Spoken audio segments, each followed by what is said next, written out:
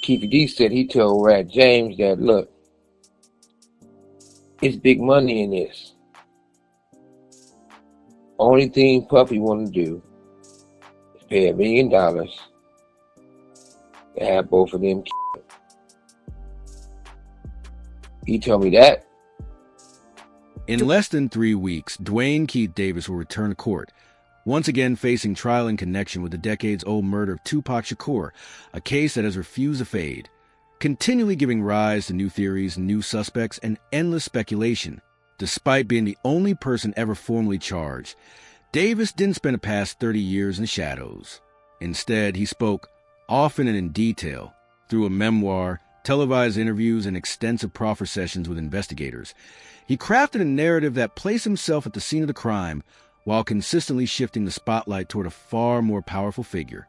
Now, those very statements form the backbone of the prosecution's case.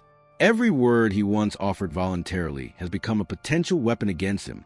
As a result, if they was in any of those freak-off tapes, if they played a part in any of those Diddy sessions, they don't want it to get out to the general public to make up their brand. That's why a lot of those rappers... Davis enters a courtroom not just as a defendant, but as a man cornered by his own account of events. His defense may hinge on a risky strategy, pulling the figure who has long lingered at the edges of his story, Sean Combs, into the center of the courtroom, forcing him to testify under oath and finally answer the questions that have followed this case for decades. The trap surrounding Dwayne Keith Davis isn't complex. It's self-built. Over the years, he spoke at length. In 2008 and 2009, he gave recorded sessions to investigators. He sat down with journalists. He even published a memoir. Across each version, the core story stayed consistent. He described the night Tupac Shakur was shot, identified who was in the car, and claimed that Sean Combs had placed a $1 million bounty on both Shakur and Suge Knight. In those accounts, Davis didn't present himself as a distant observer.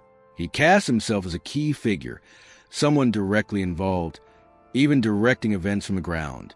Now, that narrative has come full circle. Prosecutors don't need to rely on new witnesses or uncover fresh evidence. They already have what they need: his voice, his words, his version of events. In court, they can simply press play and let his past statements speak for themselves. That's where the danger lies. To walk free, Davis must now persuade a jury that the story he repeated for 2 decades was never true.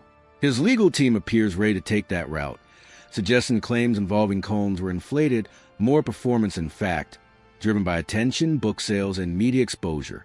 But that defense creates a difficult contradiction. If he exaggerated or fabricated parts of his story, why should anything else he said be trusted? And if he was telling the truth, then he effectively placed himself inside a murder-for-hire plot, far beyond the role of a mere witness. There's no easy way out of that paradox. At the center of it all remains Combs, the unresolved variable. Davis's attorneys are reportedly weighing whether to call him to testify. It's a high-stakes move with unpredictable consequences. If Combs takes a stand and firmly... As far as, is he going to turn people in? Is he going to cooperate? If the federal government wants him to cooperate, and they're going to cut his time, because right now he's looking at 15 to life. With all the charges he had to, he won't get out till 70 years old. He about 70. That's when they start talking about letting him come to a halfway house. Denies ever offering money for Shakur's killing.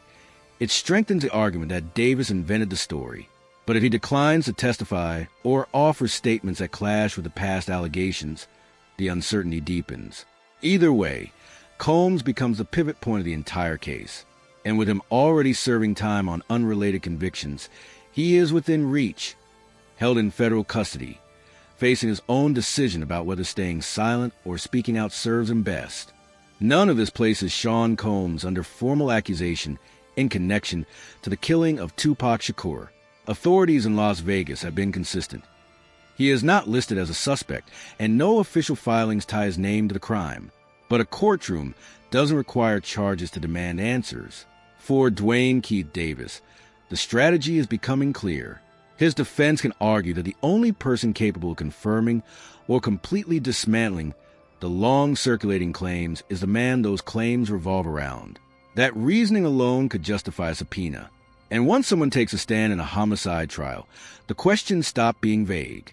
They turn precise, focus on conversations, alleged meetings, money, and exactly who said what during the volatile days of 1996. What gives this moment real gravity is how tangible it has become. This is no longer speculation or theory. A trial date is set. Time is moving. And the man whose words have driven decades of documentaries, online breakdowns, and public debate must now sit in court as those same words are introduced as evidence. The prosecution's position is unusually direct.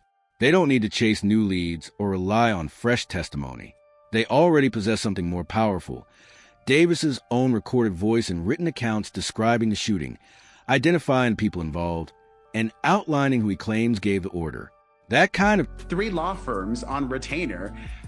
I don't know how much money is coming in, but I know that a lot of money is going out every single month for Diddy. Case doesn't depend on interpretation. It comes straight from the defendant himself. But the pressure extends far beyond one individual. Shakur's death represents more than a single ghatna. It carries the weight of an entire era in hip-hop, marked by rivalry and loss. Within just 6 months, another giant fell when the notorious B.I.G. was killed in 1997, a case that remains unresolved.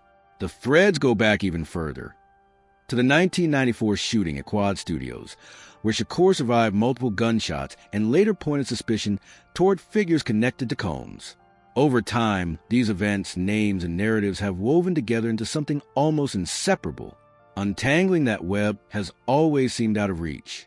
But inside a courtroom, under oath, with every answer carrying legal consequences, that's where those threads can finally begin to come apart. When Dwayne Key Davis's legal team talks about putting Sean Combs on the stand, it's not just a routine courtroom tactic. It's an attempt to open a door that has remained sealed for 3 decades. If Combs is called to testify, the stakes change instantly. Under oath, every answer carries legal weight. Any response about the alleged bounty, the names mentioned in past accounts, or the meetings Davis has described will become part of an official record. Something permanent, something measurable. Those statements wouldn't exist in a vacuum. They could be weighed against years of prior interviews, past legal filings, and the words of others who have spoken over time. They could be compared to claims from Suge Knight, to accounts from former investigators, and to narratives that have circulated in books, media, and public discourse for decades. And that's where the situation grows even more unstable. Because Combs isn't the only figure orbiting this case. From a California prison, Knight has continued to give interviews, periodically adding new allegations in